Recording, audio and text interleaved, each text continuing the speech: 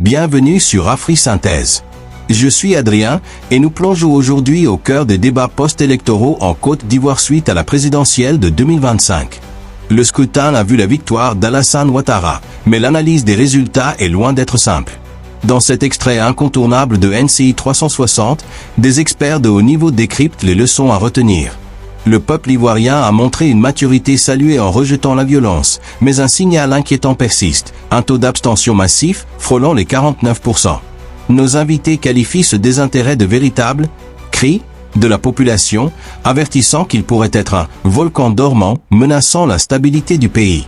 Restez avec nous pour cette analyse choc. Abonnez-vous à AfriSynthèse et activez la cloche pour ne rien manquer de nos décryptages africains. Que de vouloir frontalement se confronter à un État sérieux, organisé et structuré lorsqu'il voudrait faire savoir ses desiderata. La deuxième leçon à retenir pour cette élection, c'est que les Ivoiriens, le peuple de Côte d'Ivoire a gagné en maturité. Ils ont plutôt fait le choix de la non-violence que de la violence. Parce que les appels à la violence se sont démultipliés au travers de diverses personnes, étant donné que ceux qui portaient ce combat, du point de vue du leadership, ont disparu au point que celui-ci était éclaté, diffus. Nous avons vu apparaître de nouveaux leaders portant des discours insurrectionnels, appelant à brûler, à détruire, à s'attaquer aux forces de l'ordre, mais que les Ivoiriens, dans leur grande majorité, à défaut d'aller voter, ont préféré rester chez eux. Ils ont compris le message. Ils ont compris que la Côte d'Ivoire est leur bien commun. Il y a des acquis qui leur permettront de pouvoir envisager un avenir radieux à titre individuel et collectif. Ils n'ont pas répondu à cet appel, en tout cas pour la large majorité. Et ça, c'est important de le souligner, que tout le monde doit comprendre que nous avons fait un choix, celui de pouvoir régler nos différends dans les urnes par voie démocratique, car c'est aussi un droit pour l'Ivoirien qui est électeur de ne pas aller voter. Il préfère ainsi agir ou se prononcer dans ce sens-là, plutôt que de descendre dans la rue, aller faire la bagarre. Et ça, c'est important, il faut féliciter les Ivoiriens. Et le troisième point, pour le moment que je peux citer, c'est le professionnalisme de nos forces de défense et de sécurité. Parce que si nombre de personnes envisageaient des centaines de morts dans leur projet macabre, les actions menées par les forces de défense et de sécurité en vue de contenir ce qui commençait à se transformer en une véritable guérilla urbaine nous ont permis de pouvoir éviter la catastrophe. Il va falloir féliciter et saluer cela parce que c'est le fruit d'investissements, de travail, de formation de plus d'une dizaine d'années, nous permettant de doter la Côte d'Ivoire de forces de défense et de sécurité professionnelles, utilisant des méthodes démocratiques en vue de pouvoir assurer aux Ivoiriens la paix et la tranquillité. John Bato? Oui, je pense que, comme l'a dit un peu Landry, moi je tire trois grandes leçons. La première, on l'a dit, c'est la grande maturité des Ivoiriens, qui dans leur grande majorité ont refusé la violence qu'on leur proposait, le désordre, la bagarre, la chérie. Et vraiment, il faut féliciter les Ivoiriens. Mais je crois aussi que M. Couillot, Augustin, pas Landry, l'a dit aussi, c'est une grande tradition. On a vu que depuis 1995, il a rappelé, tous les appels au boycott actif n'ont jamais, en réalité, empêché le vote. Donc, la première leçon, c'est la grande maturité des Ivoiriens qui sont passés à autre chose, qui ont compris que notre pays ne pouvait pas s'enliser dans les conflits à n'en point fini et qui ne se justifient pas d'ailleurs. L'autre leçon, c'est à contrario des Ivoiriens, c'est l'incompétence, ce qu'on appelle aujourd'hui l'opposition radicale, qui est restée dans le vieux schéma, les vieux clichés, qui croyait que la confrontation était une solution et qui a refusé le jeu démocratique, le débat démocratique. Donc, qui s'est cassé les dents tout de suite et qui a échoué lamentablement.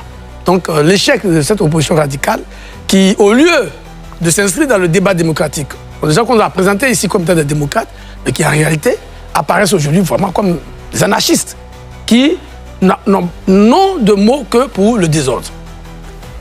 Et l'autre leçon, en plus des professionnels des forces de l'ordre, c'est le professionnalisme de la commission électorale indépendante. Il ne faut pas oublier que cette commission a été vilipendée pendant des mois et des mois. Mais on se rend compte que la commission a travaillé de façon professionnelle et nous avons eu les résultats rapidement, pratiquement 48 heures après. Et on a vu qu'en dehors de quelques zones où il y a eu quelques incidents, les élections sont bien déroulées. Les agents des bureaux de vote étaient à l'heure. Le travail a été fait correctement et très rapidement, dès la fin du scrutin, le président était déjà en mesure de donner le taux de participation et de se projeter sur les résultats. Donc, la commission, malgré cette guerre qu'on lui a menée, a démontré que les Ivoiriens pouvaient avoir confiance en elle et elle a rassuré. Donc, pour moi, au final, l'opposition s'est fouvoyée, l'opposition radicale, parce qu'il y a d'autres opposants qui ont participé au scrutin, qui ont été dans le jeu, et il faut les féliciter. L'opposition radicale incarnée par le Front commun a démontré qu'elle était dépassée aujourd'hui. Donc c'est une opposition qui n'a pas vu le temps passer. Les Ivoiriens aujourd'hui aspirent à une démocratie authentique où les idées s'expriment, où les débats contractuels se font dans le respect des lois de la République. Donc je pense que c'est les 3 grandes leçons. En plus du président des forces de l'ordre, Landry l'a déjà dit, je ne vais pas revenir dessus, mais qu'il va falloir capitaliser pour... Je pense qu'avec ce scrutin, on est sorti définitivement de la violence. En 2030, je ne crois pas que d'autres opposants reviendront encore faire un remake de ce qu'on a vu aujourd'hui. On a vu 2010, 2020, 2025, je crois que c'est la fin du cycle infernal des bagarreurs. Docteur Ayoussou? Concernant la relative paix, je voudrais dire par là ce que nous qualifions de calme, de tranquillité lors de ces élections. Je veux qu'on nuance un peu les choses. Pourquoi? On nuance un peu les choses parce que quand on a déployé un contingent de 44 000 agents de force de l'ordre pour maintenir l'ordre ou du moins la paix dans le cadre d'une élection, je pense qu'il ne faudrait pas trop vite s'enorgueillir ou du moins s'enorgueillir parce que en réalité, pour une élection, je pense qu'on ne devrait pas déployer, on n'avait pas à déployer un tel contingent de forces de l'ordre. Ça, pour moi, c'est déjà, il y a déjà un manque de confiance de la part même des organisateurs.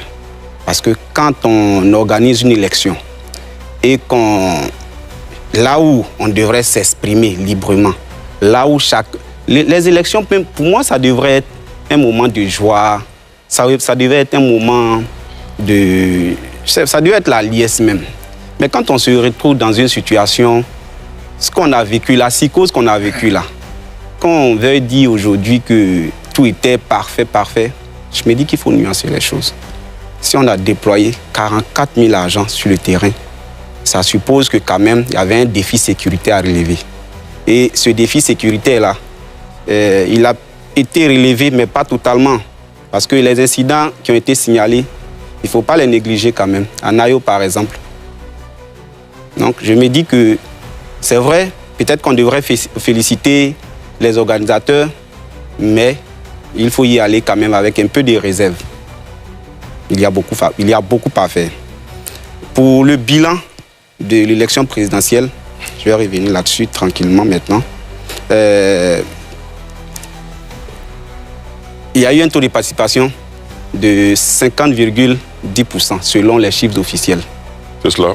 Voilà, selon les chiffres officiels. Ça veut dire qu'en fait, il y a eu plus de 49% d'électeurs, disons, qui a été mis en marge, ou du moins qui s'est mise en marge. Voilà. Cette frange d'électeurs-là s'est mise en marge des élections. Mais il ne faut pas y voir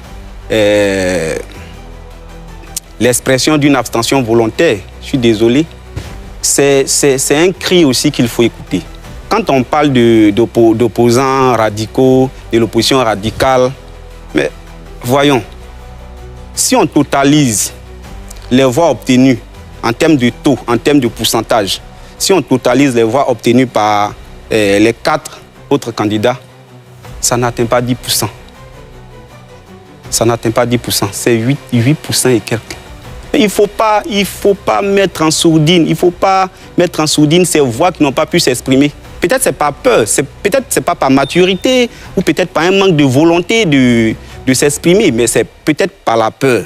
C'est peut-être par peur, du moins, que cette partie des électeurs non négligeables n'a pas pu s'exprimer. Donc je me dis, cet optimisme béat qui consiste à dire que tout était parfait, on est sorti du cycle infernal des violences, il y avait quand même des velléités. Peut-être on a pu contenir, mais là encore, je me dis qu'il faut vraiment faire attention. Parce que ça peut être peut-être une sorte de volcan dormant, on ne sait jamais. Il faut vraiment faire attention. Concernant le vote, le scrutin, il y a 1,56% de vote blanc. Ça peut être l'expression d'un désintérêt pour les élections. C'est vrai, 1%, c'est bon, 1%, 1,56%. On pourrait dire que c'est négligeable, mais quand des gens vont... Moi, si je m'élève pour aller participer, pour aller prendre part à une élection, ce n'est pas pour faire un vote blanc.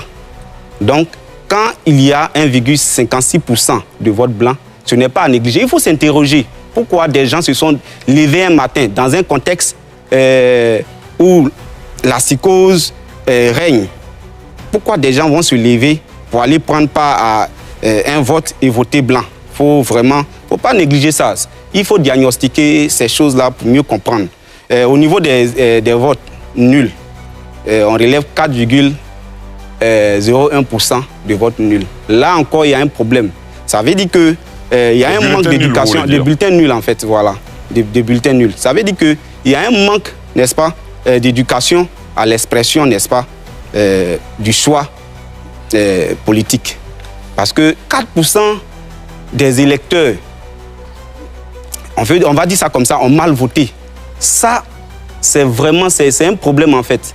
Il faut diagnostiquer ce fait-là et pour pouvoir le corriger pour les élections. Toutes les leçons. Voilà, en tirer les leçons pour les élections futures. Je me dis aussi que la RLE qui n'a pas du moins pu être faite là, la révision de la liste électorale qui n'a pas pu être faite, aussi a posé un problème. Ça a écarté quand même un nombre pas moins important d'électeurs qui n'a pas pu prendre part au vote. Et ce nombre-là, il ne faut pas négliger ce fait-là aussi. Je me dis qu'aujourd'hui, on dit tout s'est bien passé, la majorité des Ivoiriens, voilà, a pu prendre part au vote, mais il faut vraiment nuancer ces propos-là. C'est pour ça que je dis qu'il faut nuancer tout ce qu'on dit en ce moment précis.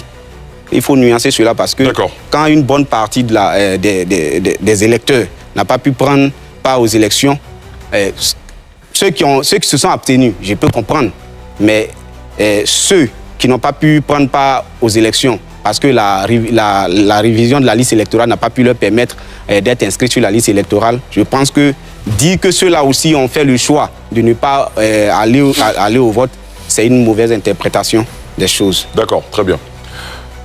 Docteur Banga,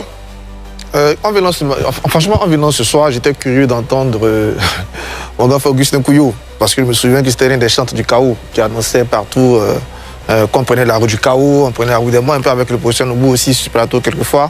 Les Ivoiriens ont montré qu'il n'y a pas eu de chaos. Et ça, c'est déjà la première leçon à tirer. Le chaos n'a pas eu lieu. Je sens que Ewusu veut forcément faire peur. Non, les Ivoiriens ont montré ça clairement. Et quand vous regardez dans le détail, c'est encore plus frappant. Moi, je viens du Sud Comoé. En 2020, la sous-préfecture de Yaou, la sous-préfecture d'Ayamé, Biennois, des villages comme Adaou, il n'y a pas eu de vote. Parce qu'on n'a même pas pu voter. Mais cette fois-ci, zéro incident. Tout le monde est sorti.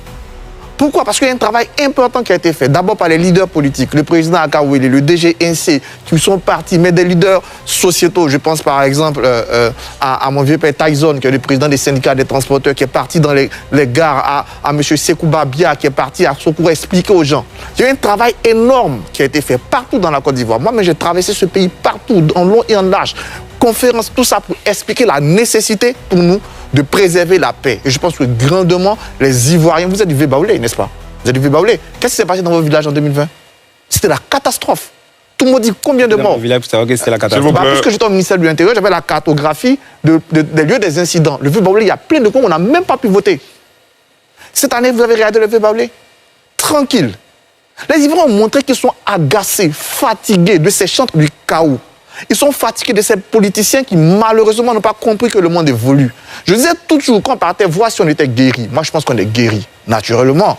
Quand vous avez été malade et gravement malade, votre guérison elle va laisser des séquelles. Et surtout quand on a des leaders politiques qui appellent à l'insurrection, qui appellent à une prétendue libération, qui créent la psychose. Parce que la psychose dont vous parlez, qu'est-ce qu'il a créé? C'est ceux qui sont venus dire « Oh, il n'y a pas d'élection, il n'y aura pas d'élection, il faut libérer le pays dans 7 jours. » Nous arrivons au terme de cette analyse passionnante sur les leçons de la présidentielle ivoirienne de 2025.